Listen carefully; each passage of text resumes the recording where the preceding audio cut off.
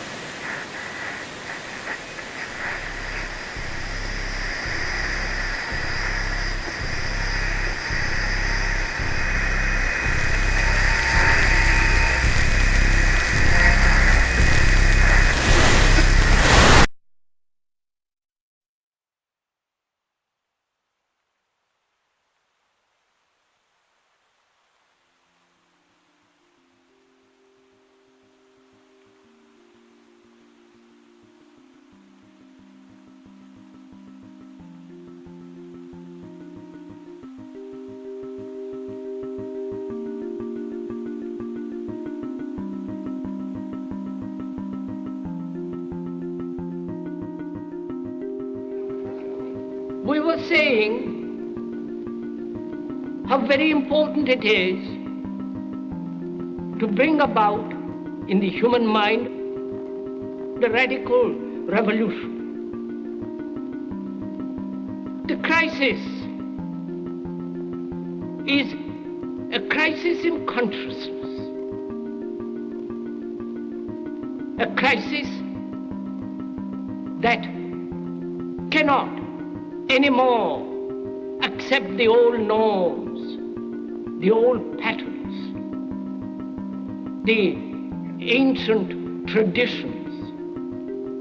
And considering what the world is now, with all the misery, conflict, destructive brutality, aggression, and so on, man is still as he was. He's still brutal, violent, aggressive, acquisitive, competitive, and he has built a society along these lines.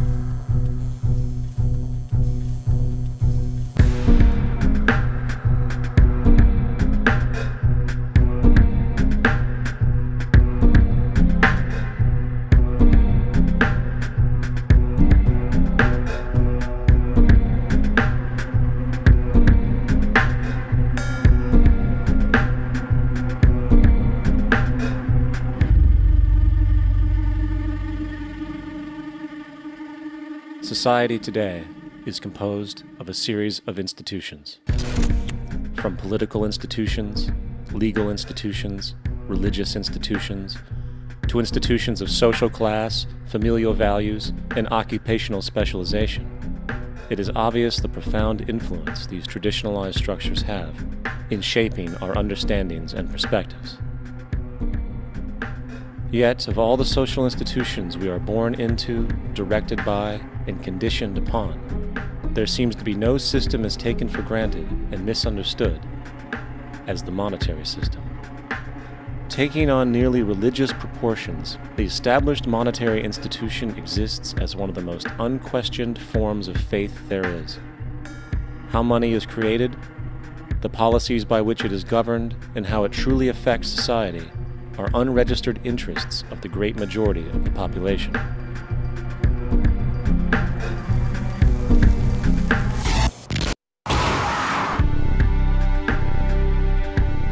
In a world where 1% of the population owns 40% of the planet's wealth, in a world where 34,000 children die every single day from poverty and preventable diseases, and where 50% of the world's population lives on less than $2 a day, one thing is clear: something is very wrong.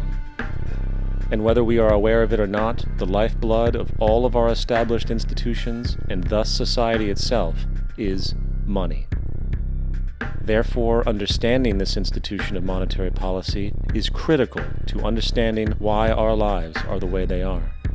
Unfortunately, economics is often viewed with confusion and boredom.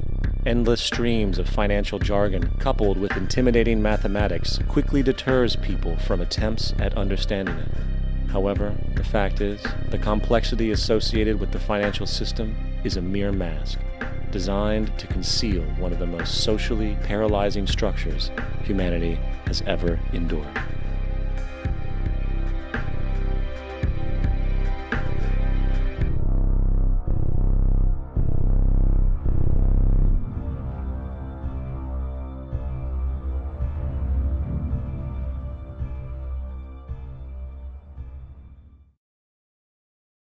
A number of years ago, the Central Bank of the United States, the Federal Reserve, produced a document entitled Modern Money Mechanics. This publication detailed the institutionalized practice of money creation as utilized by the Federal Reserve and the web of global commercial banks it supports. On the opening page, the document states its objective. The purpose of this booklet is to describe the basic process of money creation in a fractional reserve banking system. It then proceeds to describe this fractional reserve process through various banking terminology, a translation of which goes something like this. The United States government decides it needs some money, so it calls up the Federal Reserve and requests, say, $10 billion. The Fed replies, saying, sure, we'll buy $10 billion in government bonds from you. So the government takes some pieces of paper, paints some official-looking designs on them, and calls them treasury bonds. Then it puts a value on these bonds to the sum of $10 billion and sends them over to the Fed. In turn, the people at the Fed draw up a bunch of impressive pieces of paper themselves, only this time calling them Federal Reserve notes, also designating a value of $10 billion to the set. The Fed then takes these notes and trades them for the bonds. Once this exchange is complete, the government then takes the $10 billion in Federal Reserve notes and deposits it into a bank account. And upon this deposit, the paper notes officially become legal tender money, adding $10 billion to the U.S. money supply. And there it is. $10 billion in new money has been created.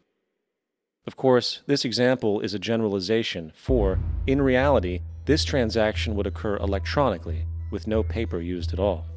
In fact, only 3% of the U.S. money supply exists in physical currency. The other 97% essentially exists in computers alone.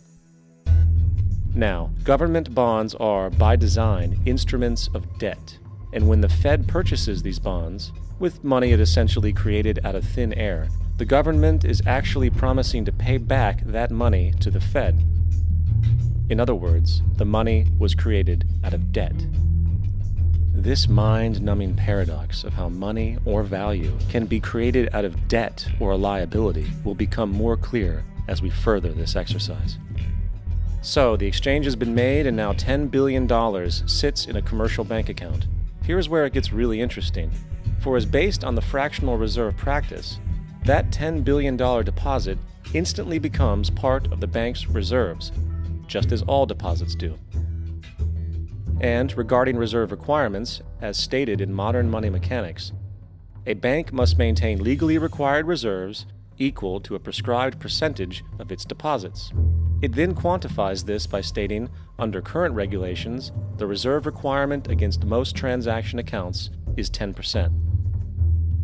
This means that with a $10 billion deposit, 10% or $1 billion is held as the required reserve, while the other $9 billion is considered an excessive reserve and can be used as the basis for new loans. Now, it is logical to assume that this $9 billion is literally coming out of the existing $10 billion deposit. However, this is actually not the case. What really happens is that the $9 billion is simply created out of thin air on top of the existing $10 billion deposit. This is how the money supply is expanded. As stated in modern money mechanics, of course they, the banks, do not really pay out loans from the money they receive as deposits. If they did this, no additional money would be created. What they do when they make loans is to accept promissory notes, loan contracts, in exchange for credits, money, to the borrower's transaction accounts. In other words, the $9 billion can be created out of nothing simply because there is a demand for such a loan and that there is a $10 billion deposit to satisfy the reserve requirements. Now, let's assume that somebody walks into this bank and borrows the newly available $9 billion. They will then most likely take that money and deposit it into their own bank account. The process then repeats, for that deposit becomes part of the bank's reserves. 10% is isolated, and in turn 90% of the $9 billion, or $8.1 billion, is now available as newly created money for more loans. And of course, that 8.1 can be loaned out and redeposited, creating an additional 7.2 billion to 6.5 billion to 5.9 billion, etc. This deposit money creation loan cycle can technically go on to infinity. The average mathematical result is that about $90 billion can be created on top of the original $10 billion. In other words, for every deposit that ever occurs in the banking system, about 9 times that amount can be created out of thin air. Money jitters. Ask the obliging Bank of America for a jar of soothing instant money, M-O-N-E-Y, in the form of a convenient personal loan. So, now that we understand how money is created by this fractional reserve banking system, a logical yet elusive question might come to mind. What is actually giving this newly created money value? The answer? The money that already exists.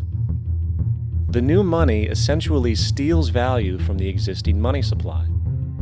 For the total pool of money is being increased irrespective to demand for goods and services. And as supply and demand finds equilibrium, prices rise, diminishing the purchasing power of each individual dollar. This is generally referred to as inflation, and inflation is essentially a hidden tax on the public. What is the advice that you generally get? And that is inflate the currency. They don't say debase the currency. They don't say devalue the currency. They don't say cheat the people who are saved. They say lower the interest rates. The real deception is when we distort the value of money. When we create money out of thin air, we have no savings, and yet there's so-called capital. So my question boils down to this: how in the world can we expect to solve the problems of inflation, that is, the increase in the supply of money, with more inflation? Of course, it can't. The fractional reserve system of monetary expansion is inherently inflationary. For the act of expanding the money supply without there being a proportional expansion of goods and services in the economy will always debase a currency. In fact, a quick glance at the historical values of the US dollar versus the money supply reflects this point definitively, for the inverse relationship is obvious. $1 in 1913 required $21.60 in 2007 to match value. That is a 96% devaluation since the Federal Reserve came into existence. Now, if this reality of inherent and perpetual inflation seems absurd and economically self-defeating, hold that thought, for absurdity is an understatement in regard to how our financial system really operates. For in our financial system, money is debt, and debt is money. Here is a chart of the U.S. money supply from 1950 to 2006. Here is a chart of the U.S. national debt for the same period. How interesting it is that the trends are virtually the same. For the more money there is, the more debt there is. The more debt there is, the more money there is.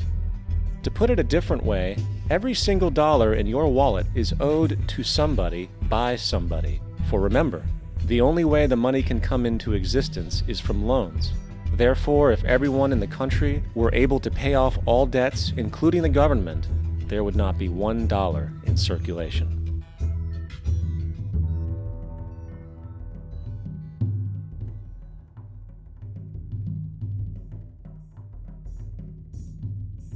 In fact, the last time in American history the national debt was completely paid off was in 1835 after President Andrew Jackson shut down the central bank that preceded the Federal Reserve. In fact, Jackson's entire political platform essentially revolved around his commitment to shut down the central bank, stating at one point, "The bold efforts the present bank has made to control the government are but premonitions of the fate that awaits the American people should they be deluded into a perpetuation of this institution or the establishment of another like it." Unfortunately, his message was short-lived, and the international bankers succeeded to install another central bank in 1913, the Federal Reserve. And as long as this institution exists, perpetual debt is guaranteed. Now, so far we have discussed the reality that money is created out of debt, through loans. These loans are based on a bank's reserves, and reserves are derived from deposits. And through this fractional reserve system, any one deposit can create 9 times its original value, in turn debasing the existing money supply, raising prices in society. And since all this money is created out of debt and circulated randomly through commerce, people become detached from their original debt, and a disequilibrium exists where people are forced to compete for labor in order to pull enough money out of the money supply to cover their costs of living. As dysfunctional and backwards as all of this might seem, there is still one thing we have omitted from this equation. And it is this element of the structure which reveals the truly fraudulent nature of the system itself: the application of interest. When the government borrows money from the Fed, or when a person borrows money from a bank, it almost always has to be paid back with accrued interest. In other words, almost every single dollar that exists must be eventually returned to a bank with interest paid as well. But if all money is borrowed from the central bank and is expanded by commercial banks through loans, only what would be referred to as the principal is being created in the money supply. So then, where is the money to cover all of the interest that is charged? Nowhere. It doesn't exist. The ramifications of this are staggering, for the amount of money owed back to the banks will always exceed the amount of money that is available in circulation. This is why inflation is a constant in the economy, for new money is always needed to help cover the perpetual deficit built into the system, caused by the need to pay the interest. What this also means is that mathematically, defaults and bankruptcy are literally built into the system, and there will always be poor pockets of society that get the short end of the stick. An analogy would be a game of musical chairs, for once the music stops, somebody is left out to dry. And that's the point. It invariably transfers true wealth from the individual to the banks. For if you are unable to pay for your mortgage, they will take your property. This is particularly enraging when you realize that not only is such a default inevitable due to the fractional reserve practice, but also because of the fact that the money that the bank loaned to you didn't even legally exist in the first place.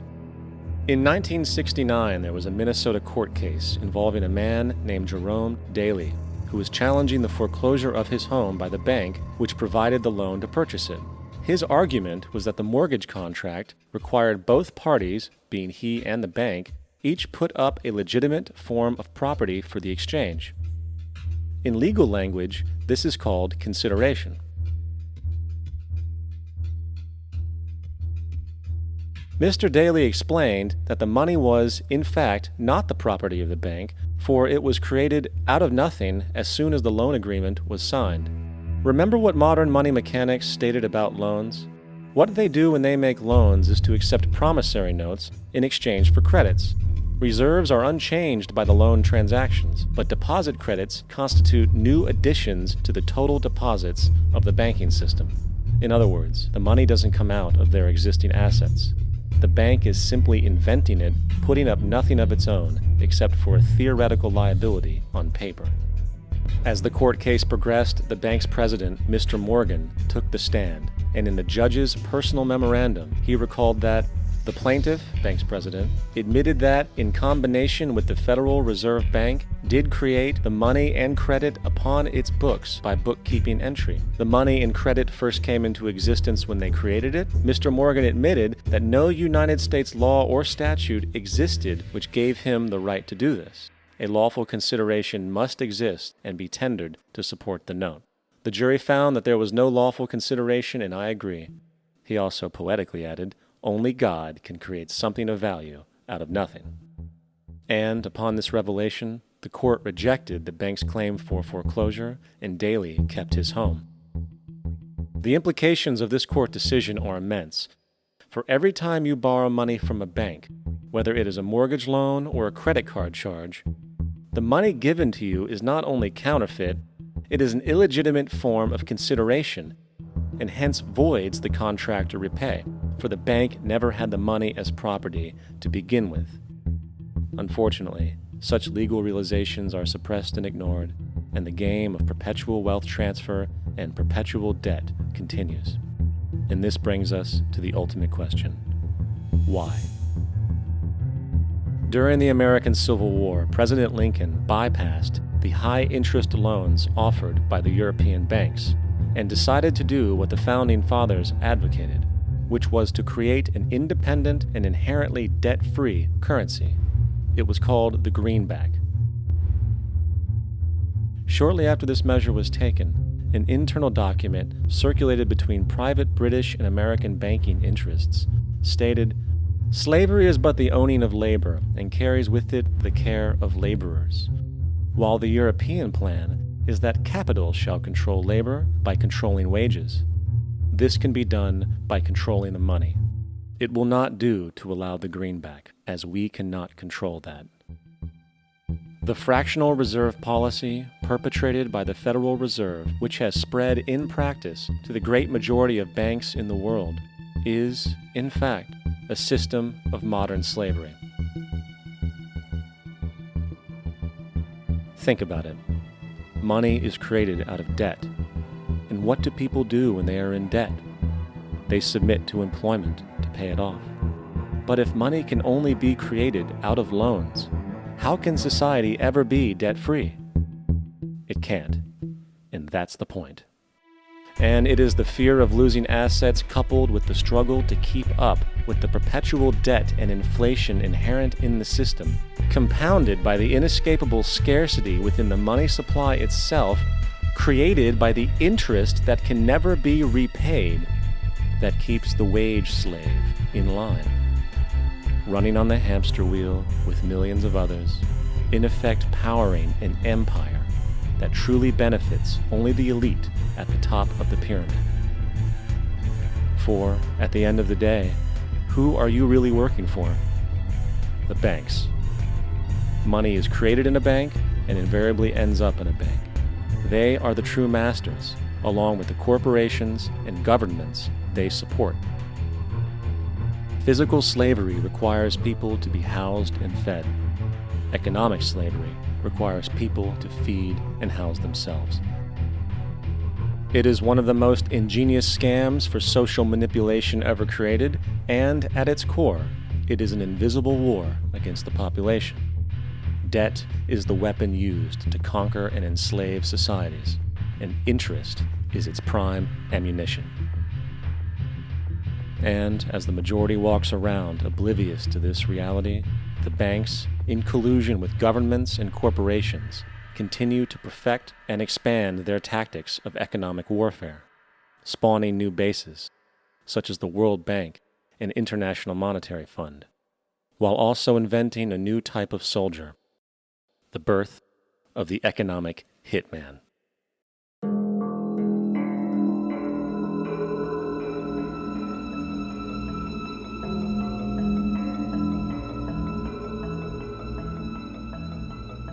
We economic hitmen really have been the ones responsible for creating this first truly global empire.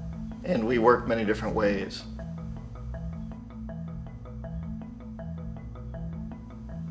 But perhaps the most common is that we will identify a country that has resources our corporations covet, like oil, and then arrange a huge loan to that country from the World Bank or one of its sister organizations.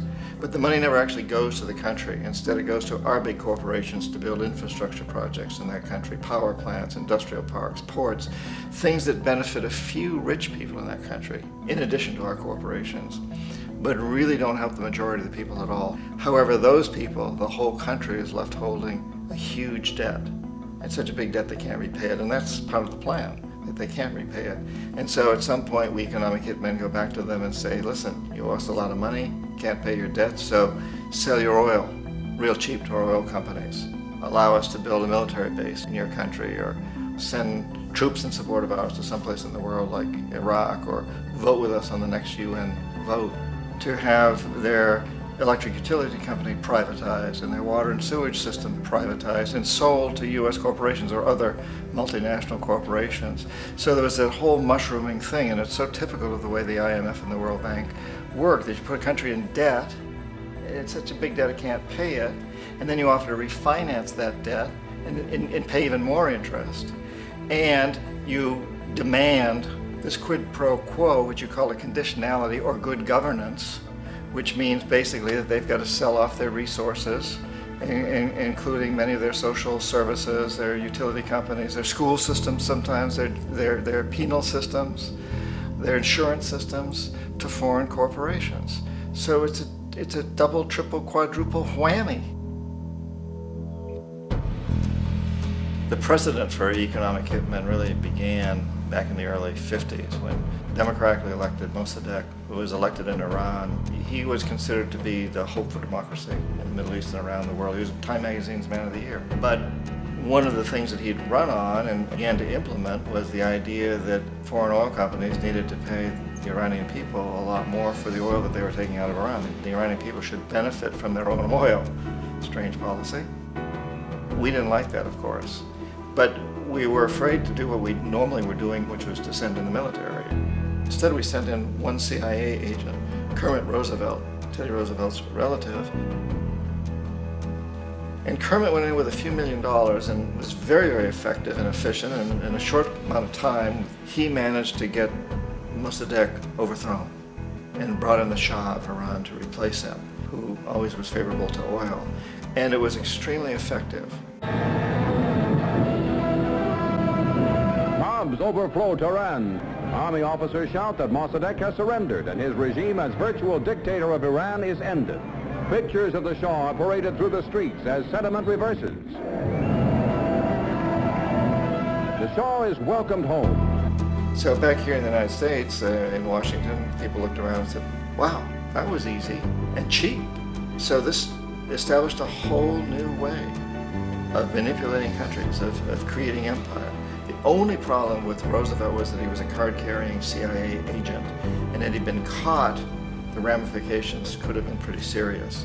So very quickly at that point, the decision was made to use private consultants to channel the money through the World Bank or the IMF or one of the other such agencies, to bring in people like me who worked for private companies, so that if we got caught, there would be no governmental ramifications.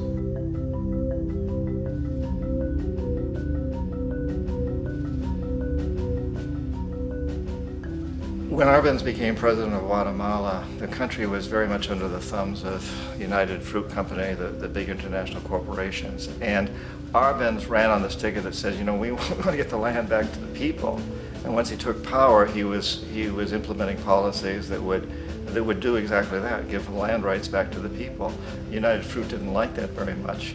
And so they hired a public relations firm, launched a huge campaign in the United States to convince the United States people, the citizens of the United States, and the press of the United States, and the Congress of the United States, that Arbenz was a Soviet puppet, and that if we allowed him to stay in power, the Soviets would have a foothold in this hemisphere. And that at that point in time was a huge fear on everybody's mind, the Red Terror, the Communist Terror. And so, to make a long story short, Out of this public relations campaign came a commitment on the part of the CIA and the military to take this man out. And in fact, we did. We sent in planes, we sent in soldiers, we sent in jackals, we sent everything in to take him out, and did take him out. And as soon as he was removed from office, the new guy that took over after him basically reinstated everything to the big international corporations, including United Fruit.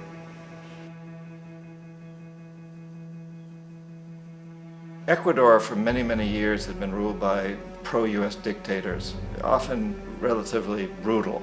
Then it was decided that they were going to have a truly democratic election. Jaime Roldos ran for office, and his main goal, he said, as president would be to make sure that Ecuador's resources were used to help the people. And he won, overwhelming, by more votes than anybody had ever won anything in Ecuador. And he began to implement these policies to make sure that the profits from oil went to help the people. Well, we didn't like that in the United States. I was sent down as one of several economic hitmen to change Roldos, to corrupt him, to bring him around, to let him know, okay, you can get very rich, you and your family, if you play our game, but if you continue to try to keep these policies you've promised, you're going to go. He wouldn't listen. He was assassinated. As soon as the plane crashed, the whole area was cordoned off. The only people allowed in were U.S. military from a nearby base and some of the Ecuadorian military. When an investigation was launched, 2 of the key witnesses died in car accidents before they had a chance to testify. A lot of very, very strange things that went on around the assassination of Jaime Roldos.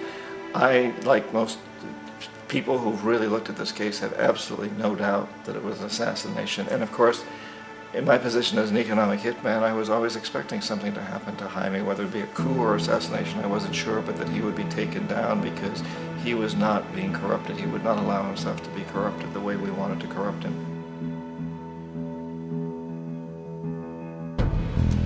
Omar Torrijos, president of Panama, was, one of my favorite people. I really, really liked him. He was very charismatic. He was a guy who really wanted to help his country. And when I tried to bribe him or corrupt him, he said, look, John, he called me Juanito. He said, look, Juanito, I don't need the money. What I really need is for my country to be treated fairly. I need for the United States to repay the debts that you owe my people for all the destruction you've done here. I need to be in a position where I can help other Latin American countries win their independence and be free of this terrible presence from the north that you people are exploiting us so badly. I need to have the Panama Canal back in the hands of the Panamanian people. That's what I want. And so, leave me alone. Don't try to bribe me. It was 1981, and in May, Jaime Roldos was assassinated.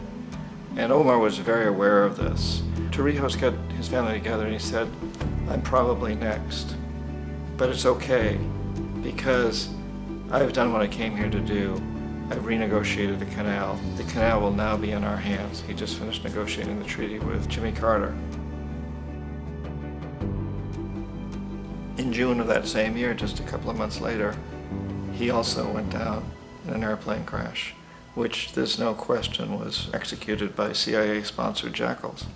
Tremendous amount of evidence that one of Torrijos' security guards handed him at the last moment as he was getting on the plane a tape recorder, a small tape recorder that contained a bomb.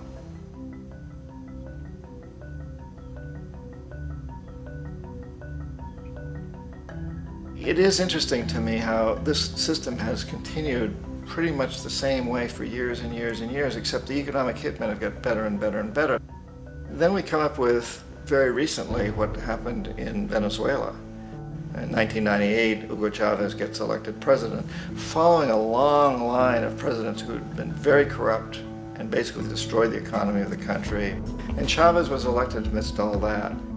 Chavez stood up to the United States, and he's done it primarily demanding that Venezuelan oil be used to help the Venezuelan people. Well, we didn't like that in the United States. So in 2002, a coup was staged, which there's no question in my mind, and most other people's minds, that the CIA was behind that coup.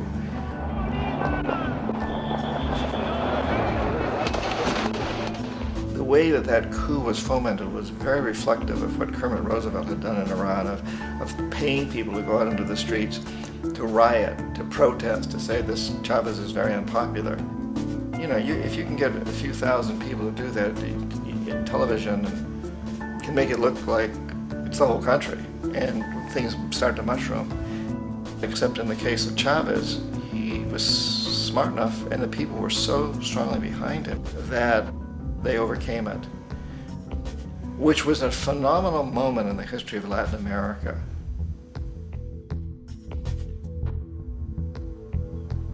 Iraq actually is a perfect example of the way the whole system works. So we economic hitmen are the first line of defense. We go in and we try to corrupt governments and get them to accept these huge loans, which we then use as leverage to basically own them.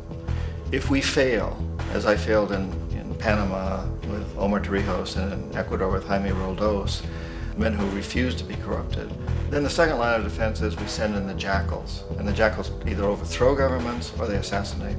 And once that happens and a new government comes in, and boy, it's going to toe the line, because the new president knows what will happen if he doesn't. In the case of Iraq, both of those things failed. Economic hitmen were not able to get through to Saddam Hussein. We tried very hard. We tried to get him to accept a deal very similar to what the House of Saud had accepted in Saudi Arabia, but he wouldn't accept it. And so the jackals went in to take him out. They couldn't do it. His security was very good. After all, he had one time worked for the CIA. He'd been hired to assassinate a former president of Iraq and failed, but he knew the system. So in '91, we send in the troops and we take out the Iraqi military. So we assume at that point that Saddam Hussein is going to come around. We could have taken him out, of course, at that time, but we didn't want to. He's the kind of strong man we like. He controls his people. We thought he could control the Kurds and keep the Iranians in their border and keep pumping oil for us. And that once we took out his military, now he's going to come around. So the economic hitmen go back in the 90s without success. If they'd had success, he'd still be running the country. We'd be selling him all the fighter jets he wants and everything else he wants. But they couldn't, they didn't have success. The jackals couldn't take him out again, so we sent the military in once again, and this time we did the complete job and took him out, and in the process created for ourselves some very, very lucrative construction deals. We had to reconstruct a country that we'd essentially destroyed, which is a pretty good deal if you own construction companies, big ones. So, you know, Iraq shows the three stages. The economic hitmen failed there, the jackals failed there, and as a final measure, the military goes in. And in that way, we've really created an empire, but we've done it very, very subtly. It's clandestine. All the empires of the past were built on the military, and everybody knew they were building them. So the British knew they were building them, the French, the Germans, the Romans, the Greeks. And they were proud of it, and they always had some excuse, like spreading civilization, spreading some religion, something like that. But they knew they were doing it. We don't. The majority of the people in the United States have no idea that we're living off the benefits of a clandestine empire, that today there's more slavery in the world than ever before. And then you have to ask yourself, well, if it's an empire, then who's the emperor?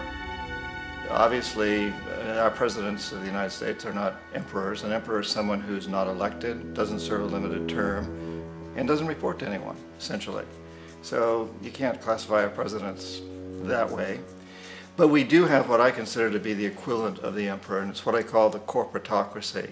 The corporatocracy is this group of individuals who run our biggest corporations, and they really act as the emperor of this empire. They control our media, either through direct ownership or advertising. They control most of our politicians because they finance their campaigns, either through their corporations or through personal contributions that come out of the corporations. They're not elected, they don't serve a limited term, they don't report to anybody. And at the very top of the corporatocracy, you really can't tell whether a person's working for a private corporation or the government because they're always moving back and forth. So, you know, you've got a guy who one moment is the president of a big construction company like Halliburton, and the next moment he's vice president of the United States, or the president who was in the oil business. And this is true whether you've got Democrats or Republicans in the office. You have the moving back and forth through the revolving door. And in a way, our government is invisible a lot of the time, and its policies are carried out by our corporations on one level or another. And then again, the policies of the government are basically forged by the corporatocracy and then presented to the government. They become government policy. So it's an incredibly cozy relationship. This isn't a conspiracy theory type of thing. These people don't have to get together and plot to do things. They all basically work under one primary assumption, and that is that they must maximize profits regardless of the social and environmental costs.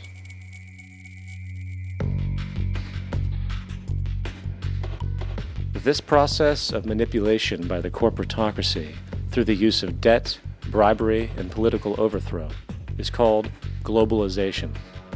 Just as the Federal Reserve keeps the American public in a position of indentured servitude through perpetual debt, inflation, and interest, the World Bank and IMF serve this role on a global scale. The basic scam is simple.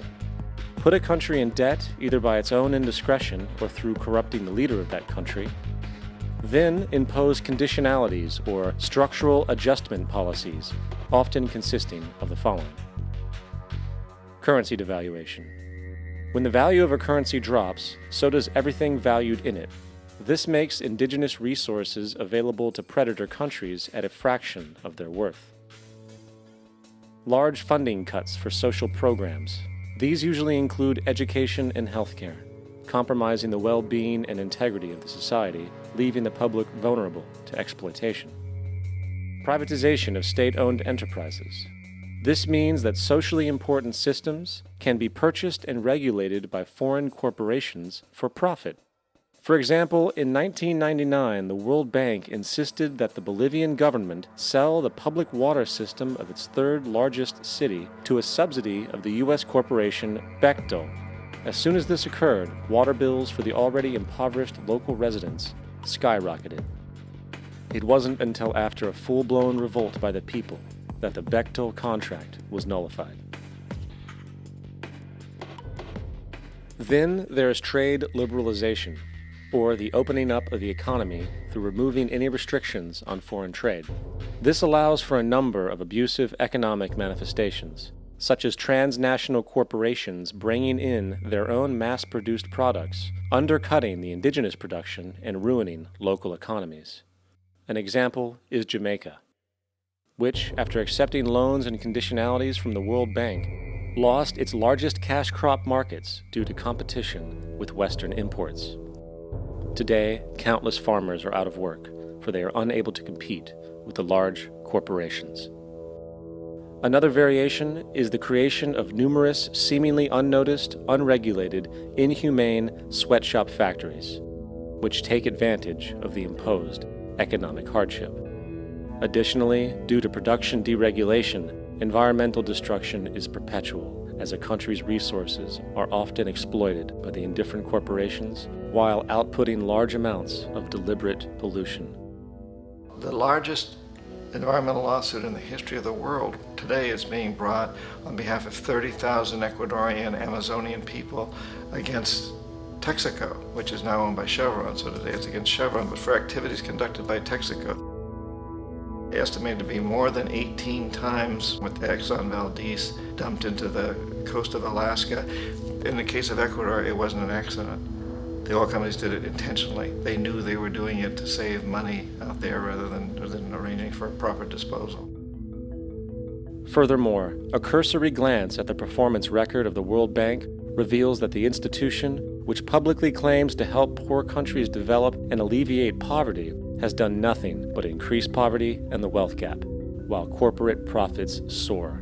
In 1960, the income gap between the fifth of the world's people in the richest countries versus the fifth in the poorest countries was 30-1. By 1998, it was 74-1. While global GNP rose 40% between 1970 and 1985, those in poverty actually increased by 17%. While from 1985 to 2000, those living on less than $1 a day increased by 18%. Even the Joint Economic Committee of the U.S. Congress admitted that there is a mere 40% success rate of all World Bank projects. In the late 1960s, the World Bank intervened in Ecuador with large loans. During the next 30 years, poverty grew from 50% to 70%. Under- or unemployment grew from 15 to 70%. Public debt increased from 240 million to 16 billion, while the share of resources allocated to the poor went from 20% to 6%. In fact, by the year 2000, 50% of Ecuador's national budget had to be allocated for paying its debts. It is important to understand the World Bank is, in fact, a U.S. bank, supporting U.S. interests. For the United States holds veto power over decisions, as it is the largest provider of capital. And where did it get this money? You guessed it, it made it out of thin air through the fractional reserve banking system. Of the world's top 100 economies, as based on annual GDP, 51 are corporations, and 47 of that 51 are U.S.-based. Walmart, General Motors, and Exxon are more economically powerful than Saudi Arabia, Poland, Norway, South Africa, Finland, Indonesia, and many others. And, as protective trade barriers are broken down, currencies tossed together and manipulated in floating markets, and state economies overturned in favor of open competition and global capitalism, the empire expands. You get up on your little 21-inch screen and howl about America and democracy. There is no America. There is no democracy. There is only IBM and ITT and AT&T and DuPont, Dow, Union Carbide, and Exxon. Those are the nations of the world today. What do you think the Russians talk about in their councils of state? Karl Marx? They get out their linear programming charts, statistical decision theories, minimax solutions, and compute the price-cost probabilities of their transactions and investments, just like we do. We no longer live in a world of nations and ideologies, Mr. Beale. The world is a college of corporations, inexorably determined by the immutable bylaws of business. The world is a business, Mr. Beale.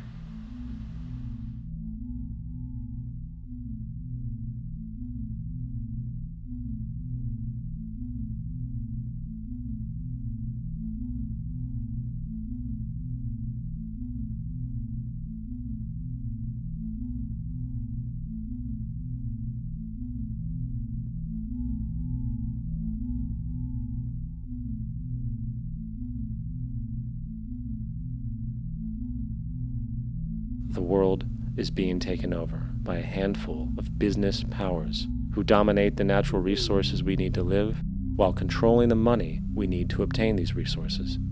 The end result will be world monopoly, based not on human life, but financial and corporate power. And as the inequality grows, naturally more and more people are becoming desperate. So the establishment was forced to come up with a new way to deal with anyone who challenges the system. So they gave birth to the terrorist. The term terrorist is an empty distinction, designed for any person or group who chooses to challenge the establishment. This isn't to be confused with the fictional Al-Qaeda, which was actually the name of a computer database for the US-supported Mujahideen in the 1980s.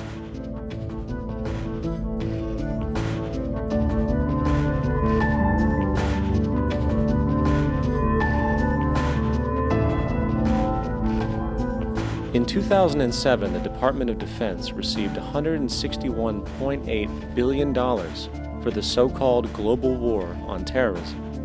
According to the National Counterterrorism Center, in 2004, roughly 2,000 people were killed internationally due to supposed terrorist acts. Of that number, 70 were American.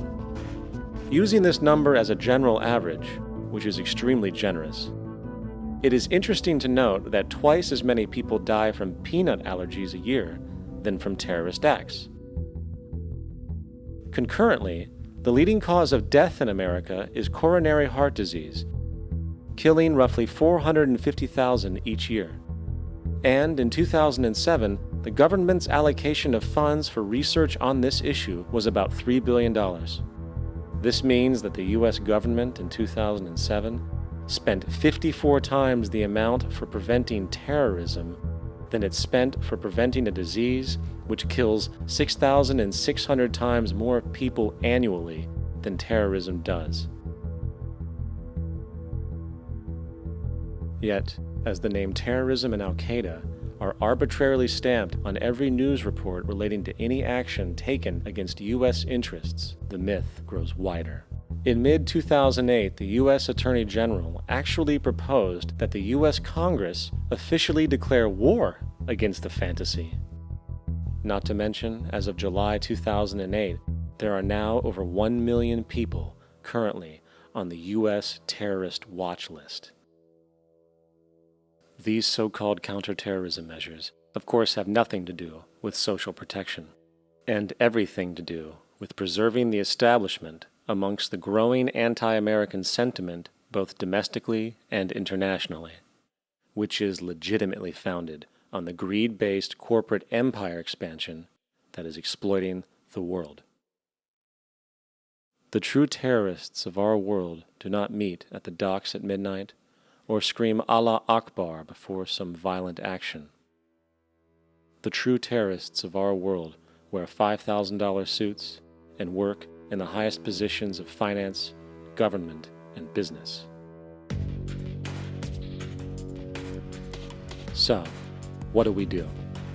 How do we stop a system of greed and corruption that has so much power and momentum? How do we stop this aberrant group behavior which feels no compassion for, say, the millions slaughtered in Iraq and Afghanistan, so the corporatocracy can control energy resources and opium production for Wall Street profit?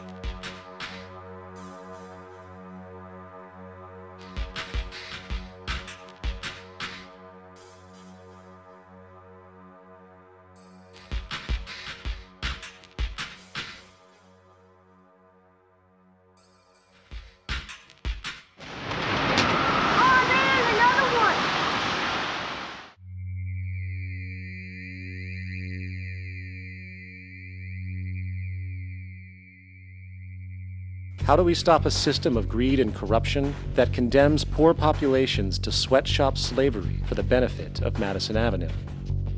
Or that engineers false flag terror attacks for the sake of manipulation? Or that generates built-in modes of social operation which are inherently exploitative? Or that systematically reduces civil liberties and violates human rights in order to protect itself from its own shortcomings? How do we deal with the numerous covert institutions, such as the Council on Foreign Relations, the Trilateral Commission, and the Bilderberg Group, and other undemocratically elected groups which, behind closed doors, collude to control the political, financial, social, and environmental elements of our lives? In order to find the answer, we must first find the true underlying cause. For the fact is, the selfish, corrupt, power, and profit-based groups are not the true source of the problem. They are symptoms.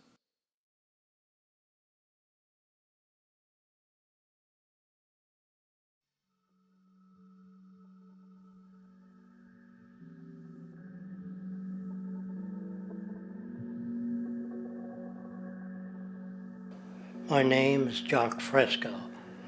I'm an industrial designer and a social engineer. I'm very much interested in society and developing a system that might be sustainable for all people. First of all, the word corruption is a monetary invention. That aberrant behavior that's disruptive to the well-being of people, Well, you're dealing with human behavior. And human behavior appears to be environmentally determined, meaning if you were raised by the Seminole Indians as a baby, never saw anything else, you'd hold that value system. And this goes for nations, it goes for individuals, for families. They try to indoctrinate their children to their particular faith and their country and make them feel like they're part of that. And they build a society which they call established. They establish a workable point of view and tend to perpetuate that, whereas all societies are really emergent, not established. And so they fight new ideas that would interfere with the establishment. Governments try to perpetuate that which keeps them in power. People are not elected to political office to change things. They're put there to keep things the way they are. So you see, the basis of corruption is in our society. Let me make it clear. All nations, then, are basically corrupt because they tend to uphold existing institutions. I don't mean to uphold or downgrade all nations, but communism, socialism, fascism, the free enterprise system, and all other subcultures are the same. They are all basically corrupt. The most fundamental characteristic of our social institutions is the necessity for self-preservation. Whether dealing with a corporation, a religion, or a government, the foremost interest is to preserve the institution itself. For instance, the last thing an oil company would ever want is the utilization of energy that was outside of its control, for it makes that company less relevant to society. Likewise, the Cold War and the collapse of the Soviet Union was, in reality, a way to preserve and perpetuate the established economic and global hegemony of the United States. Similarly, religions condition people to feel guilty for natural inclinations, each claiming to offer the only path to forgiveness and salvation. At the heart of this institutional self-preservation lies the monetary system, for it is money that provides the means for power and survival. Therefore, just as a poor person might be forced to steal in order to survive, it is a natural inclination to do whatever is needed to continue an institution's profitability.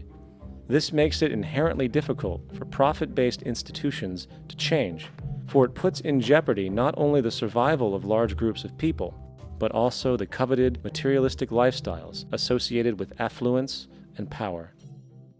Therefore, the paralyzing necessity to preserve an institution, regardless of its social relevance, is largely rooted in the need for money or profit.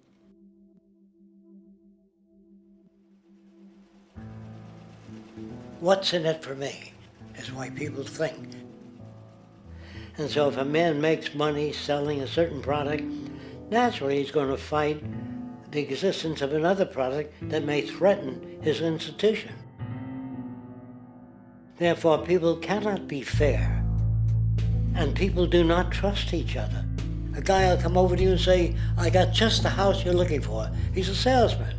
When a doctor says, I think your kidney has to come out, I don't know if he's trying to pay off a yacht or whether my kidney has to come out. It's hard in a monetary system to trust people. If you came into my store and I said, this lamp that I've got is pretty good, but the lamp next door is much better, I wouldn't be in business very long. It wouldn't work. If I were ethical, it wouldn't work. So when you say industry cares for people, that's not true. They can't afford to be ethical. So your system is not designed to serve the well-being of people. If you still don't understand that, there would be no outsourcing of jobs if they cared about people. Industry does not care. They only hire people because it hasn't been automated yet. So don't talk about decency and ethics. We cannot afford it and remain in business. It is important to point out that regardless of the social system, whether fascist, socialist, capitalist, or communist, the underlying mechanism is still money, labor, and competition. Communist China is no less capitalistic than the United States, The only difference is the degree by which the state intervenes in enterprise. The reality is that monetaryism, so to speak, is the true mechanism that guides the interests of all the countries on the planet. The most aggressive and hence dominant variation of this monetaryism is the free enterprise system. The fundamental perspective, as put forth by early free market economists like Adam Smith, is that self-interest in competition leads to social prosperity, as the act of competition creates incentive, which motivates people to persevere. However, what isn't talked about is how a competition-based economy invariably leads to strategic corruption, power and wealth consolidation, social stratification, technological paralysis, labor abuse, and, ultimately, a covert form of government dictatorship by the rich elite. The word corruption is often defined as moral perversion. If a company dumps toxic waste into the ocean to save money, most people recognize this as corrupt behavior. On a more subtle level, when Walmart moves into a small town and forces small businesses to shut down for they are unable to compete, a gray area emerges. For what exactly is Walmart doing wrong? Why should they care about mom-and-pop organizations they destroy? Yet, even more subtly, when a person gets fired from their job because a new machine has been created which can do the work for less money, people tend to just accept that as the way it is, not seeing the inherent, corrupt inhumanity of such an action. Because the fact is, whether it is dumping toxic waste, having a monopoly enterprise, or downsizing the workforce, the motive is the same: profit. They are all different degrees of the same self-preserving mechanism, which always puts the well-being of people second to monetary gain. Therefore, corruption is not some byproduct of monetaryism. It is the very foundation. And while most people acknowledge this tendency on one level or another, the majority remains naive as to the broad ramifications of having such a selfish mechanism as the guiding mentality in society.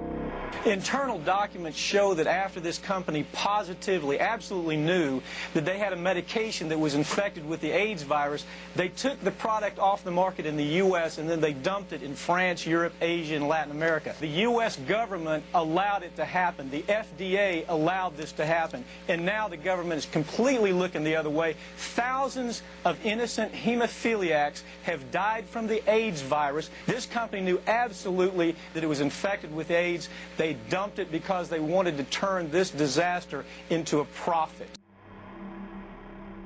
So you see, you have built-in corruption. We're all chiseling off each other, and you can't expect decency in that sort of thing. And feeling that, they don't know who to elect. They think in terms of a democracy, which is not possible in a monetary-based economy. If you have more money to advertise your position, the position you desire in government, that isn't a democracy. It serves those in positions of differential advantage. So it's always a dictatorship of the elitists, the financially wealthy.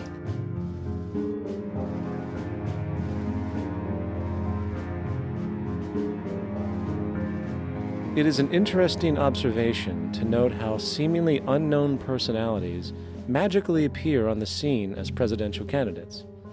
Then, before you know it, somehow you are left to choose from a small group of extremely wealthy people who suspiciously have the same broad social view. Obviously, it's a joke. The people placed on the ballot are done so because they have been pre-decided to be acceptable by the established financial powers who actually run the show. Yet, many who understand this illusion of democracy often think, if only we could just get our honest, ethical politicians in power, then we would be okay. Well, while this idea, of course, seems reasonable in our established-oriented worldview, it is, unfortunately, another fallacy. For when it really comes down to what is actually important, the institution of politics, and thus politicians themselves, have absolutely no true relevance as to what makes our world and society function. It's not politicians that can solve problems. They have no technical capabilities. They don't know how to solve problems. Even if they were sincere, they don't know how to solve problems. It's the technicians that produce the desalination plants. It's the technicians that give you electricity, that give you motor vehicles, that heat your house and cool it in the summertime. It's technology that solves problems, not politics. Politics cannot solve problems because they're not trained to do so. Very few people today stop and consider what it is that actually improves their lives. Is it money? Obviously not. One cannot eat money or stuff money into their car to get it to run. Is it politics? All politicians can do is create laws, establish budgets, and declare war. Is it religion?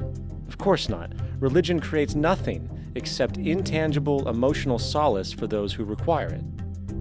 The true gift that we as human beings have, which has been solely responsible for everything that has improved our lives, is technology. What is technology? Technology is a pencil which allows one to solidify ideas on paper for communication. Technology is an automobile which allows one to travel faster than feet would allow. Technology is a pair of eyeglasses which enables sight for those who need it. Applied technology itself is merely an extension of human attributes which reduces human effort, freeing humans from a particular chore or problem. Imagine what your life would be like today without a telephone, or an oven, or a computer, or an airplane. Everything in your home, which you take for granted, from a doorbell, to a table, to a dishwasher, is technology generated from the creative, scientific ingenuity of human technicians, not money, politics, or religion. These are false institutions. And writing your congressman is fantastic. They tell you to write your congressman if you want something done. The men in Washington should be at the forefront of technology, the forefront of human studies, the forefront of crime, all the factors that shape human behavior. You don't have to write your congressman. What kind of people are they that are appointed to do that job? The future will have great difficulty. And the question that's raised by politicians is, how much will a project cost? The question is not how much will it cost. Do we have the resources? And we have the resources today to house everyone, build hospitals all over the world, build schools all over the world, the finest equipment and labs for teaching and doing medical research. So you see, we have all that, but we're in a monetary system. And in a monetary system, there's profit. And what is the fundamental mechanism that drives the profit system besides self-interest? What is it exactly that maintains that competitive edge at its core? Is it high efficiency and sustainability? No, that isn't part of their design. Nothing produced in our profit-based society is even remotely sustainable or efficient. If it was, there wouldn't be a multi-million-dollar-a-year service industry for automobiles, nor would the average lifespan for most electronics be less than 3 months before they're obsolete. Is it abundance? Absolutely not. Abundance, as based on the laws of supply and demand, is actually a negative thing. If a diamond company finds 10 times the usual amount of diamonds during their mining, it means the supply of diamonds has increased, which means the cost and profit per diamond drops. The fact is, efficiency, sustainability, and abundance are enemies of profit. To put it into a word, it is the mechanism of scarcity that increases profits. What is scarcity? Based on keeping products valuable. Slowing up production on oil raises the price. Maintaining scarcity of diamonds keeps the price high. They burn diamonds at the Kimberley diamond mines. They made a carbon that keeps the price up. So then, what does it mean for society when scarcity, either produced naturally or through manipulation, is a beneficial condition for industry. It means that sustainability and abundance will never ever occur in a profit system, for it simply goes against the very nature of the structure. Therefore, it is impossible to have a world without war or poverty. It is impossible to continually advance technology to its most efficient and productive states. And, most dramatically, it is impossible to expect human beings to behave in truly ethical or decent ways.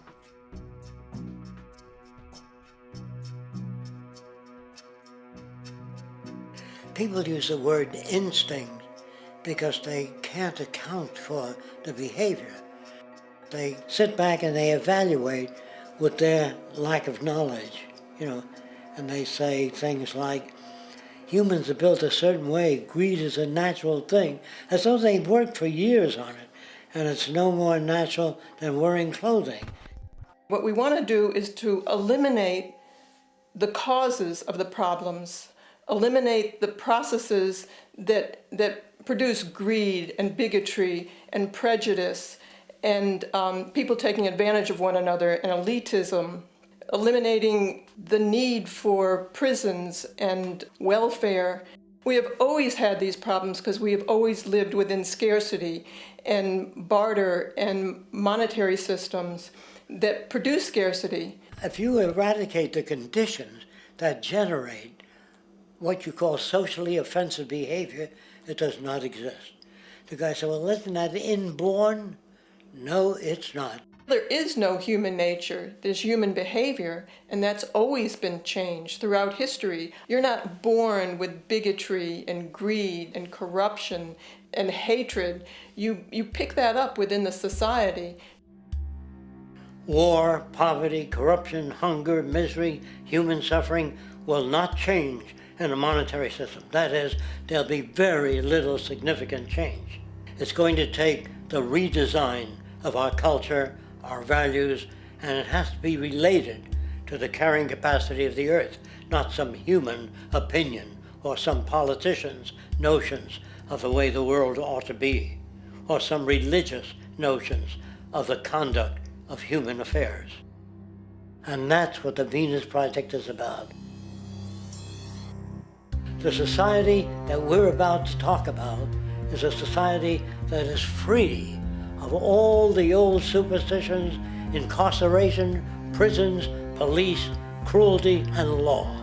All laws will disappear, and the professions will disappear that are no longer valid, such as stockbrokers, bankers, advertising, gone forever, because it's no longer relevant. When we understand that it is technology devised by human ingenuity which frees humanity and increases our quality of life, we then realize that the most important focus we can have is on the intelligent management of the Earth's resources.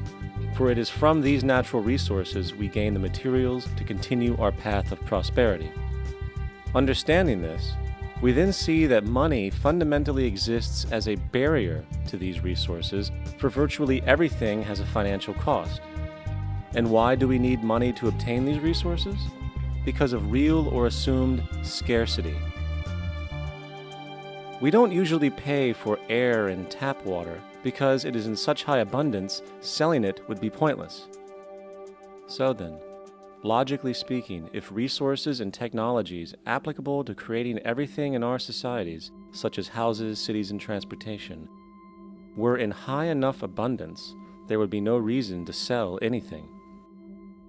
Likewise, if automation and machinery was so technologically advanced as to relieve human beings of labor, there would be no reason to have a job.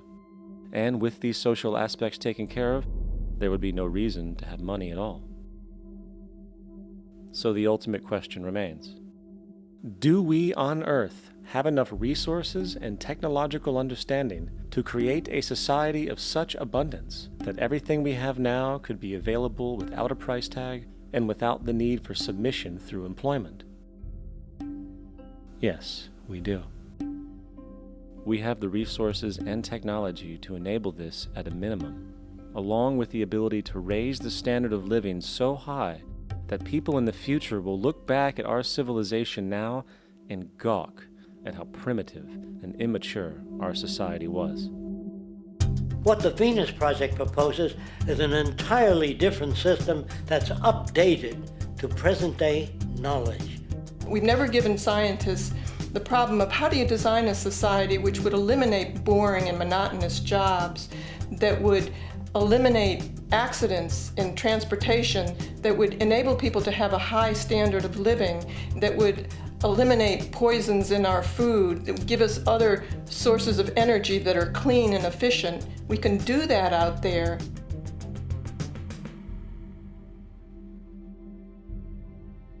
The major difference between a resource-based economy and a monetary system is that a resource-based economy is really concerned with people and their well-being, where a monetary system has become so distorted that the concerns of the people are really secondary, if they're there at all. The products that are turned out are for how much money you can get. If there is a problem in society and you can't earn money from solving that problem, then it won't be done. The resource-based economy is really not close to anything that's been tried. And with all our technology today, we can create abundance. It could be used to improve everyone's lifestyle. Abundance all over the world if we use our technology wisely and maintain the environment. It's a very different system, and it's very hard to talk about because the public is not that well enough informed as to the state of technology.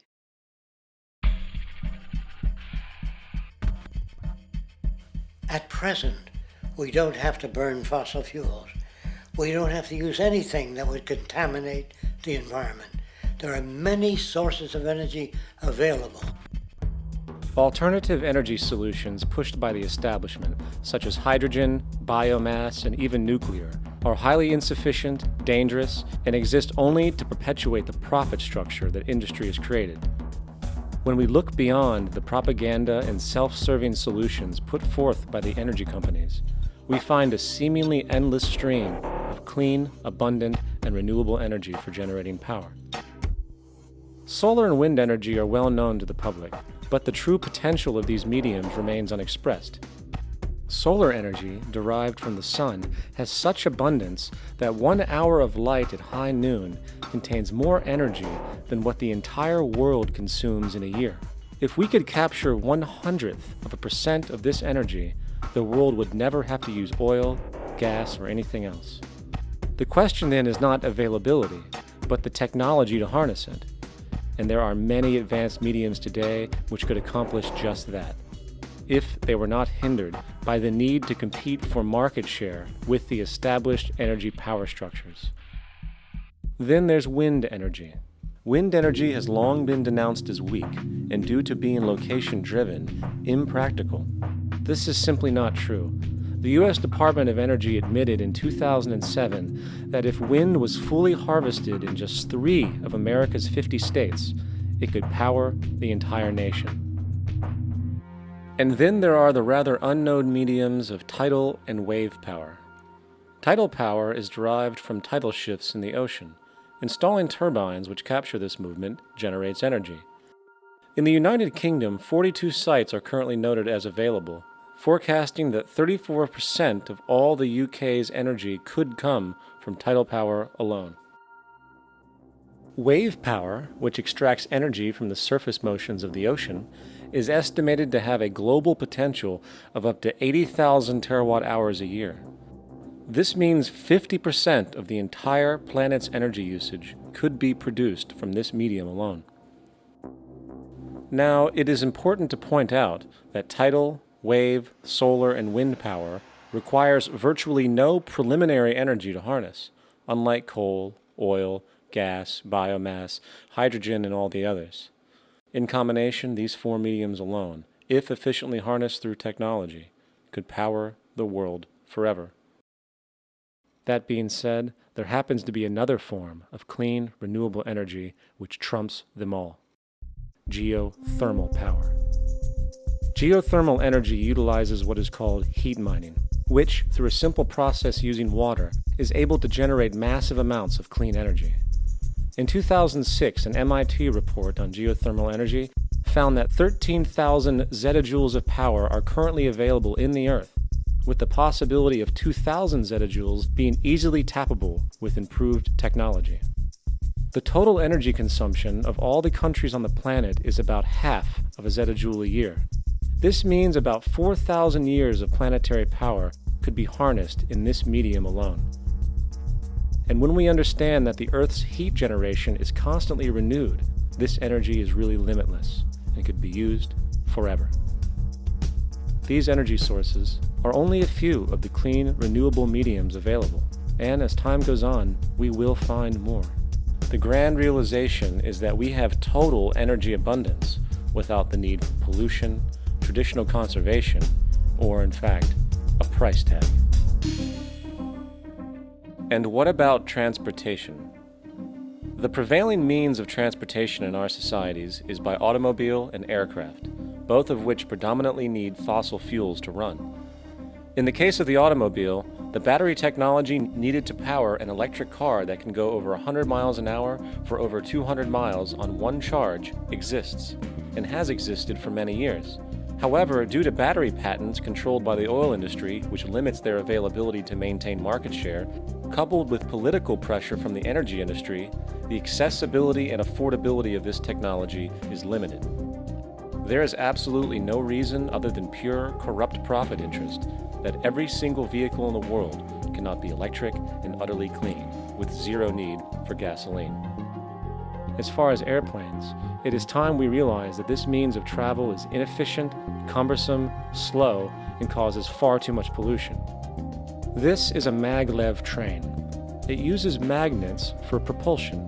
It is fully suspended by a magnetic field and requires less than 2% of the energy used for plane travel. The train has no wheels, so nothing can wear out. The current maximum speed of versions of this technology, as used in Japan, is 361 miles per hour. However, this version of the technology is very dated. An organization called ET3, which has connections with the Venus Project, has established a tube-based maglev that can travel up to 4,000 miles per hour in a motionless, frictionless tube, which can go over land or underwater. Imagine going from LA to New York for an extended lunch break, or from Washington, D.C. to Beijing, China in 2 hours. This is the future of continental and intercontinental travel, fast, clean, with only a fraction of the energy usage we use today for the same means. In fact, between maglev technology, advanced battery storage, and geothermal energy, there would be no reason to ever burn fossil fuels again. And we can do this now if we were not held back by the paralyzing profit structure. Now, America is inclined toward fascism. It has a propensity by its dominant philosophy and religion to uphold the fascist point of view. American industry is essentially a fascist institution. If you don't understand that, the minute you punch that time clock, you walk into a dictatorship. We're given notions about the respectability of work, and I really look at it as being paid slavery. They're brought up to believe that you shall earn your living by the sweat of your brow. That holds people back, freeing people from drudgery, repetitive jobs which make them ignorant. You rob them. In our society, that is a resource-based economy, machines free people. You see, we can't imagine that because we've never known that kind of world. If we look back at history, we see a very clear pattern of machine automation slowly replacing human labor. From the disappearance of the elevator man to the near full automation of an automobile production plant, the fact is, as technology grows, the need for humans in the workforce will continually be diminished. This creates a serious clash, which proves the falseness of the monetary-based labor system. For human employment is in direct competition with technological development. Therefore, given the fundamental priority of profit by industry, People, through time, will be continually laid off and replaced by machine. When industry takes on a machine, instead of shortening the workday, they downsize. You lose your job. So you have a right to fear machines. In a high-technology, resource-based economy, it is conservative to say that about 90% of all current occupations could be phased out by machines, freeing humans to live their life without servitude, for this is the point of technology itself. And through time, with nanotechnology and other highly advanced forms of science, it is not far-fetched to see how even complex medical procedures could be performed by machines as well, and based on the pattern, with much higher success rates than humans get today. The path is clear, but our monetary-based structure, which requires labor for income, blocks this progress, for humans need jobs in order to survive. The bottom line is that this system must go, or we will never be free, and technology will be constantly paralyzed. We have machines that clean out sewers. It frees a human being from doing that. So look at machines as extensions of human performance. Furthermore, many occupations today will have simply no basis to exist in a resource-based economy, such as anything associated with the management of money, advertising, along with the legal system itself. For without money, a great majority of the crimes that are committed today would never occur. Virtually all forms of crime are a consequence of the monetary system, either directly or by neuroses inflicted through financial deprivation. Therefore, laws themselves could eventually become extinct. Instead of putting up a sign, drive carefully, slippery when wet, put abrasive in the highway so it's not slippery when wet. And if a person gets in a car that's drunk and the car oscillates a great deal, there's a little pendulum that swings up and back, and that'll pull the car over to the side. Not a law solution. Put sonar and radar in automobiles so they can't hit one another. Man-made laws are attempts to deal with occurring problems, and not knowing how to solve them, they make a law. In the United States, the most privatized, capitalist country on the planet, it should come as no surprise that it also has the largest prison population in the world, growing every year. Statistically, most of these people are uneducated and come from poor, deprived societies. And, contrary to propaganda, it is this environmental conditioning which lures them into criminal and violent behavior. However, society looks the other way in regard to this point. The legal and prison systems are just more examples of how our society avoids examining the root causes of behavior. Billions are spent each year on prisons and police, while only a fraction is spent on programs for poverty, which is one of the most fundamental variables responsible for crime to begin with. And as long as we have an economic system which prefers and in fact creates scarcity and deprivation, crime will never go away.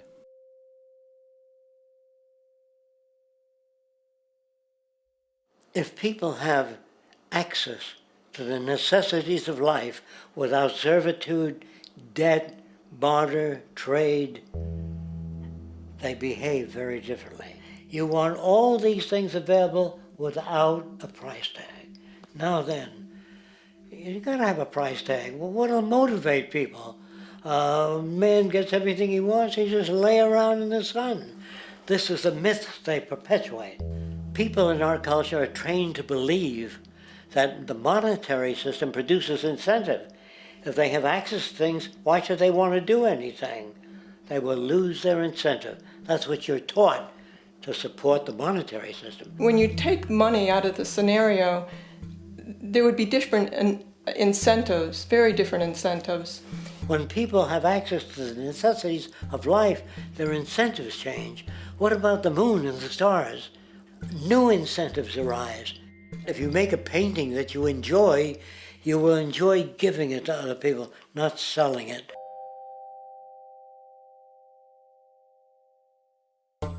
I think most of the education that I've seen today is essentially producing a person for a job. It's very specialized. They're not generalists. People don't know a lot about a lot of different subjects.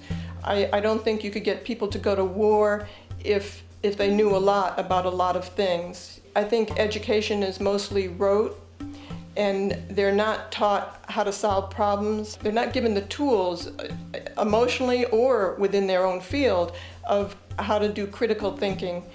A resource-based economy, the education would be very different. Our society's major concern is mental development and to motivate each person to their highest potential. Because our philosophy is the smarter people are, the richer the world, because everybody becomes a contributor. The smarter your kids are, the better my life will be, because they'll be contributing more constructively to the environment and to my life, because everything that we devise within a resource-based economy would be applied to society. There would be nothing to hold it back. Patriotism, weapons, armies, navies, all that is a sign that we're not civilized yet. Kids will ask their parents, didn't you see the necessity of the machines? Dad, couldn't you see that war was inevitable when you produce scarcity? Isn't it obvious? Of course the kid will understand that you were pinheads, raised merely to serve the established institutions.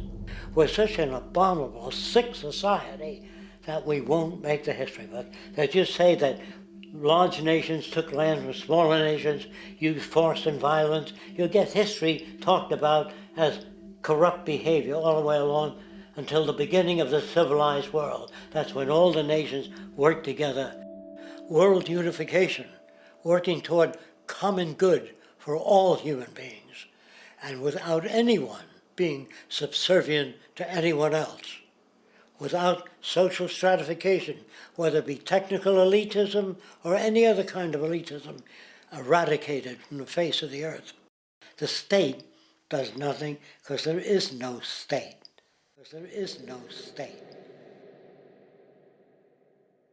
The system I advocate, a resource-based global economy, is not perfect. It's just a lot better than what we have. We can never achieve perfection.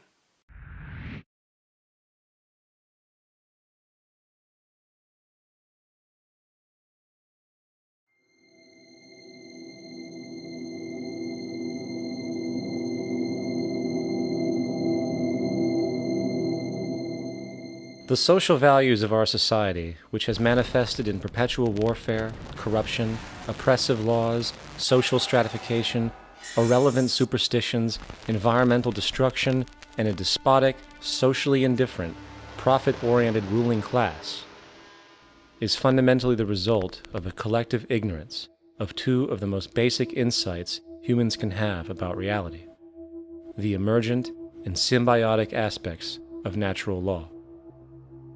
The emergent nature of reality is that all systems, whether it is knowledge, society, technology, philosophy, or any other creation, will, when uninhibited, undergo fluid, perpetual change. What we consider commonplace today, such as modern communication and transportation, would have been unimaginable in ancient times.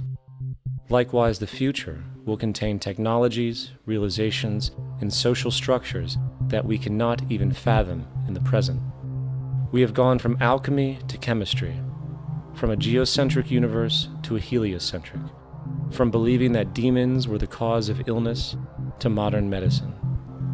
This development shows no sign of ending, and it is this awareness that aligns us and leads us on a continuous path to growth and progress.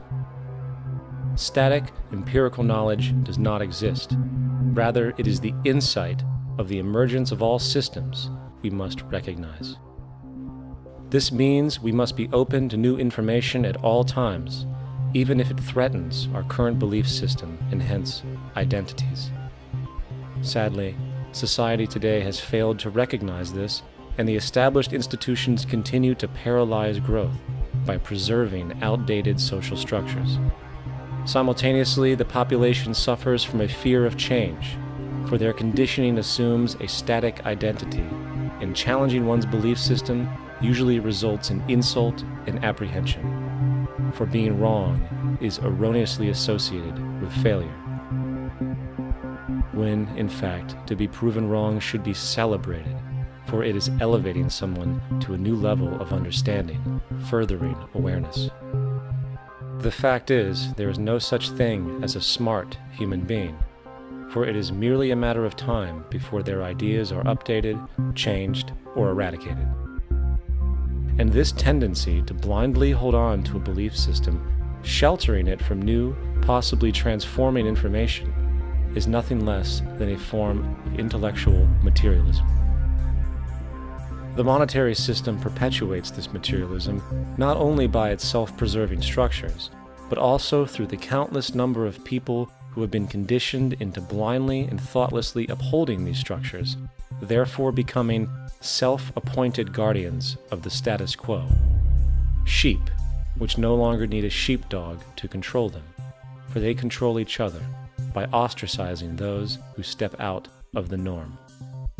This tendency to resist change and uphold existing institutions for the sake of identity, comfort, power, and profit is completely unsustainable and will only produce further imbalance, fragmentation, distortion, and invariably, destruction. It's time to change. From hunters and gatherers to the agricultural revolution to the industrial revolution, the pattern is clear. It is time for a new social system which reflects the understandings we have today. The monetary system is a product of a period of time where scarcity was a reality. Now, with the age of technology, it is no longer relevant to society. Gone with the aberrant behavior it manifests.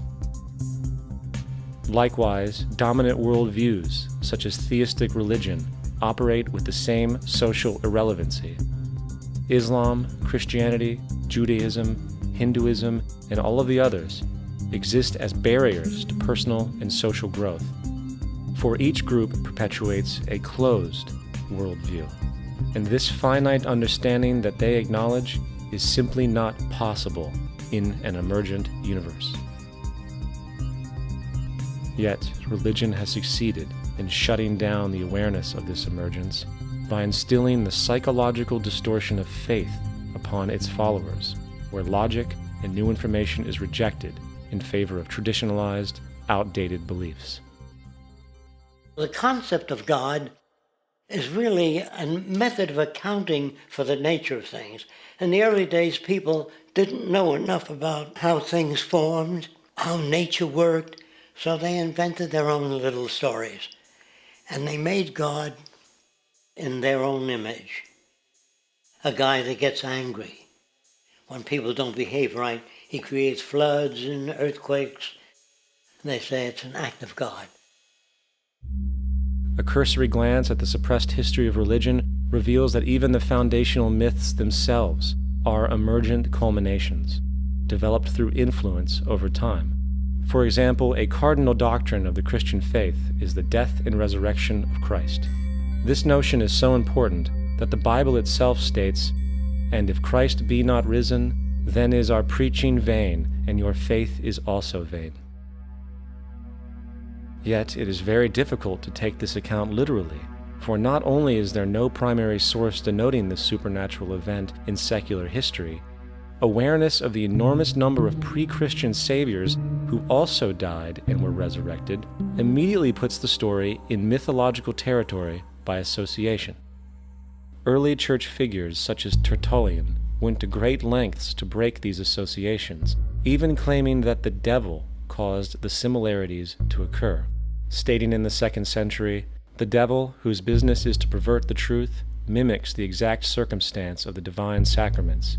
He baptizes his believers and promises forgiveness of sins. He celebrates the oblation of bread and brings in the symbol of the resurrection. Let us therefore acknowledge the craftiness of the devil, who copied certain things of those that be divine."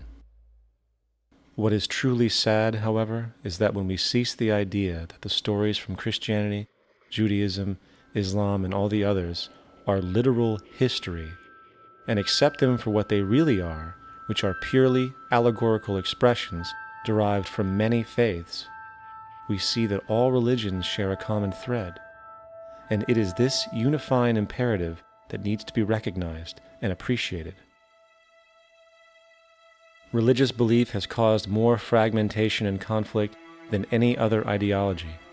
Christianity alone has 34,000 different subgroups. The Bible is subject to interpretation. When you read it, you say, I think Jesus meant this. I think Job meant that. Oh no, he meant this. So you have the Lutheran, the Seventh-day Adventist, the Catholic, and a church divided is no church at all. And a church divided is no church at all. And this point on division, which is a trademark of all theistic religions, brings us to our second failure of awareness, the false assumption of separation through the rejection of the symbiotic relationship of life. Apart from the understanding that all natural systems are emergent, where all notions of reality will be constantly developed, altered, and even eradicated, we must also understand that all systems are, in fact, invented fragments, merely for the sake of conversation. For there is no such thing as independence in nature. The whole of nature is a unified system of interdependent variables, each a cause and a reaction, existing only as a concentrated whole. You don't see the plug connected to the environment, so it looks like we're free, wandering around. Take the oxygen away, we all die immediately. Take plant life away, we die. And without the sun, all the plants die. So we are connected. We really must take into account the totality. This isn't just a human experience on this planet. This is a total experience. And we know we can't survive without plants and animals. We know we can't survive without the four elements, you know? And so when are we going to really start taking that into account? That's what it is to be successful. Success depends on how well we relate to everything around us. I'm very aware of the fact that my grandson cannot possibly hope to inherit a sustainable, peaceful, stable, socially just world unless every child today growing up in Ethiopia, in Indonesia, in Bolivia, in Palestine, in Israel also has that same expectation. You got to take care of the whole community or you're going to have serious problems. And now we have to see that the whole world is the community and we must all take care of each other that way. And it's not just a community of human beings. It's a community of plants and animals and elements. And we really need to understand that. That's what's going to bring us joy, too, and pleasure. That's what's missing in our lives right now. We can call it spirituality, but the fact of the matter is, joy comes from that bliss of connectedness. That's our God spirit. That's that side of ourselves that really feels it. And you can feel it deep inside you. It's this amazing, wonderful feeling. And you know it when you get it. You don't get it from money. You get it from connection. Now, if that isn't a hazard to this country, how are we going to keep building nuclear weapons? You know what I mean? What's going to happen to the arms industry when we realize we're all one? It's going to fuck up the economy. The economy that's fake anyway. The economy that's fake anyway. The economy that's fake anyway. The economy that's fake anyway. The economy that's fake anyway. Which would be a real bummer. You can see why the government's cracking down on the idea of experiencing unconditional love.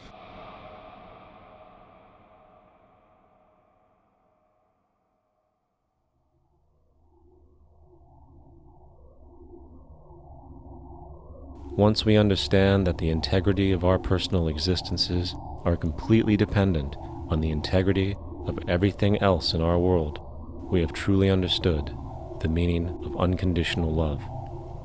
For love is extensionality, and seeing everything as you and you as everything can have no conditionalities. For, in fact, we are all everything at once. If it's true that we're all from the center of a star, every atom in each of us from the center of a star, then we're all the same thing. Even a Coke machine or a cigarette butt in the street in Buffalo is made out of atoms that came from a star. They've all been recycled thousands of times, as have you and I. And therefore, it's only me out there. So what is there to be afraid of? What is there that needs solace seeking? Nothing. There's nothing to be afraid of because it's all us. The trouble is we have been separated by being born and given a name and an identity and being individuated. We've been separated from the oneness, and that's what religion exploits, that people have this yearning to be part of the overall one again. So they exploit that. They call it God. They say he has rules. And I think it's cruel. I think you can do it absent religion.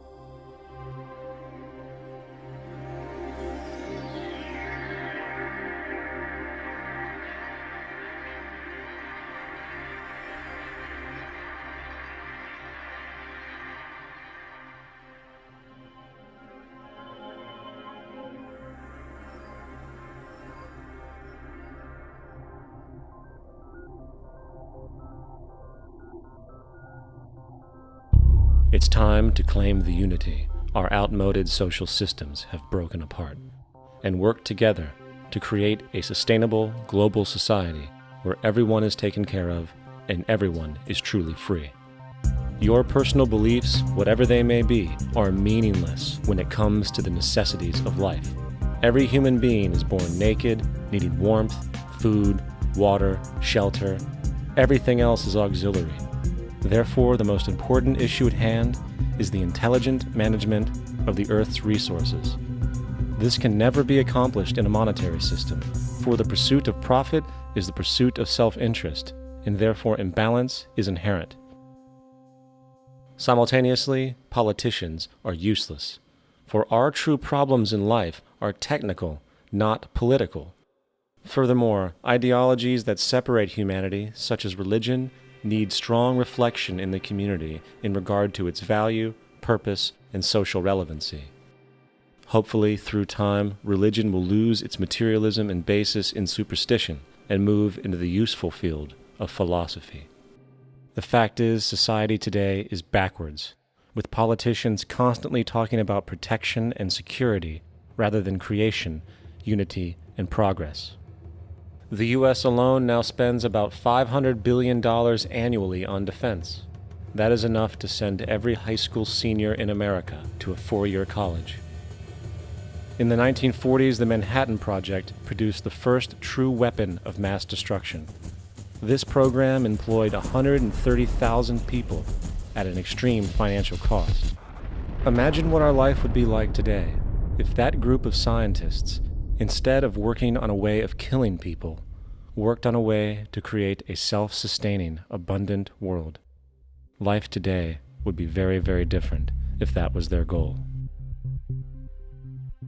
Instead of weapons of mass destruction, it is time to unleash something much more powerful.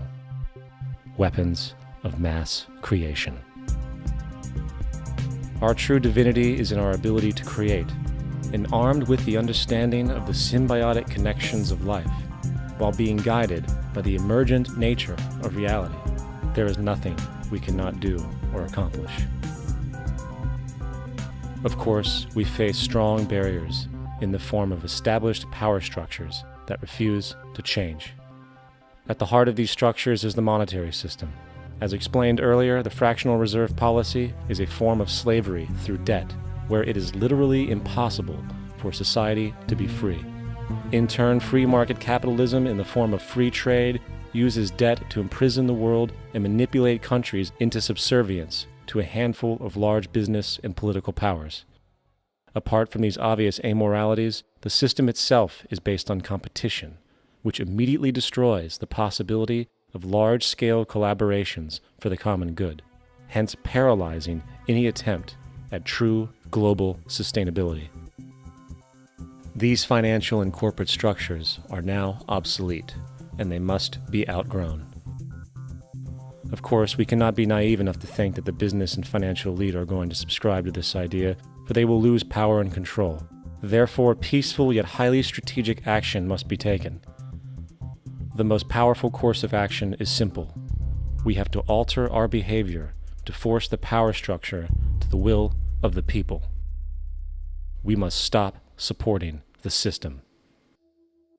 The only way the establishment will change is by our refusal to participate, while continuously acknowledging its endless flaws and corruptions. They're not going to give up the monetary system because of our designs of what we recommend. The system has to fail, and people have to lose confidence in their elected leaders.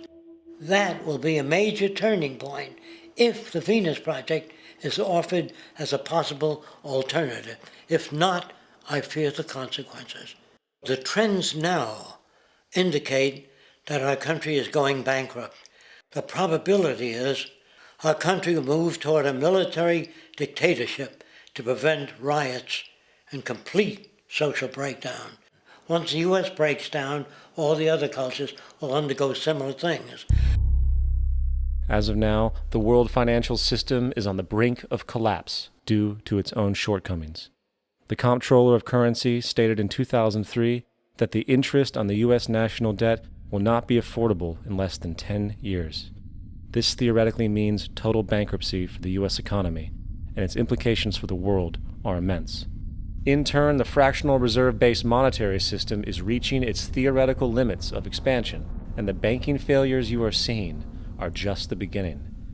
This is why inflation is skyrocketing, all debt is at record levels, and the government and Fed are hemorrhaging new money to bail out the corrupt system. For the only way to keep the banks going is by making more money. The only way to make more money is to create more debt and inflation.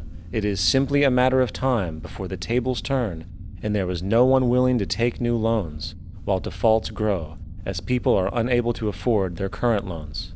Then the expansion of money will stop, and contraction will begin on a scale never before seen, ending a century-long pyramid scheme. This has already begun. Therefore, we need to expose this financial failure for what it is, using this weakness to our advantage. Here are some suggestions. Expose the banking fraud. Citibank, JP Morgan Chase, and Bank of America are the most powerful controllers within the corrupt Federal Reserve System. It's time to boycott these institutions. If you have a bank account or a credit card with any of them, move your money to another bank. If you have a mortgage, refinance with another bank. If you own their stock, sell it. If you work for them, quit. This gesture will express contempt for the true powers behind the private banking cartel known as the Federal Reserve, and create awareness about the fraud of the banking system itself. 2. Turn off the TV news.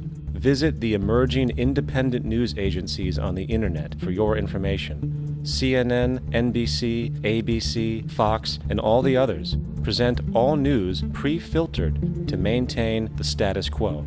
With 4 corporations owning all major media outlets, objective information is impossible. This is the true beauty of the internet, and the establishment has been losing control because of this free flow of information.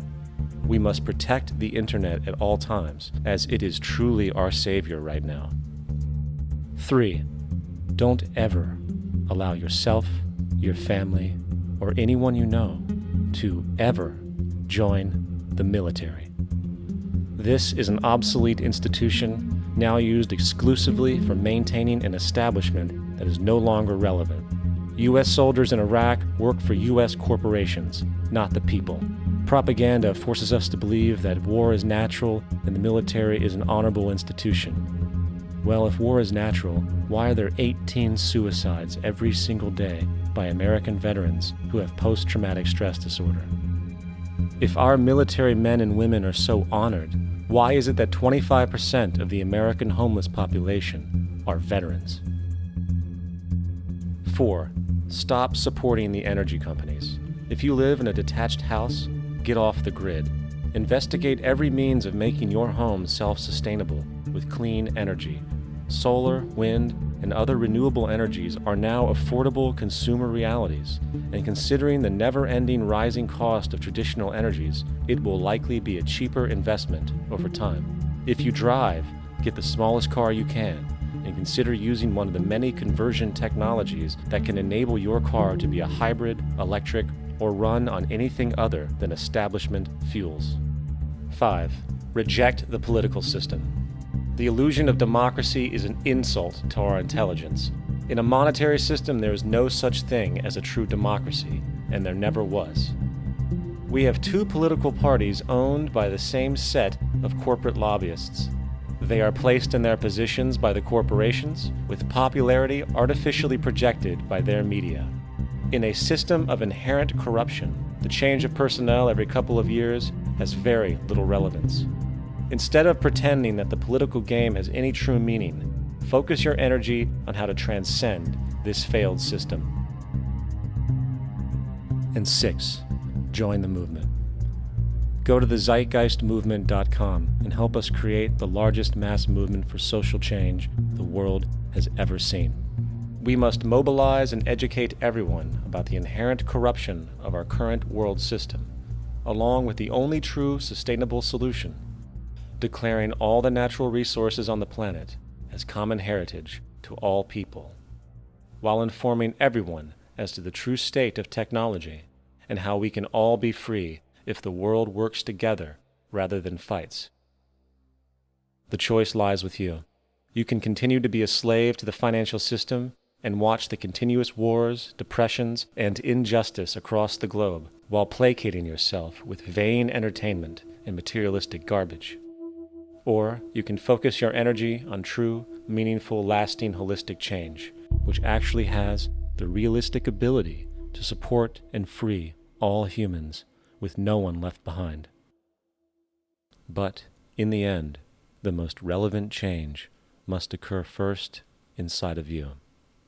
The real revolution is the revolution of consciousness, and each one of us first needs to eliminate the divisionary, materialistic noise we have been conditioned to think is true, while discovering, amplifying, and aligning with the signal coming from our true empirical oneness.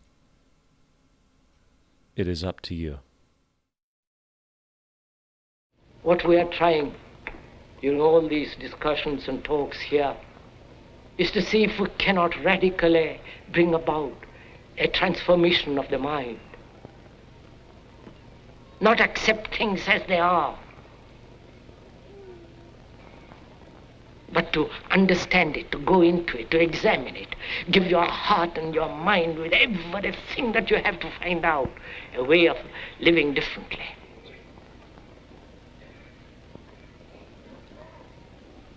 But that depends on you and not somebody else.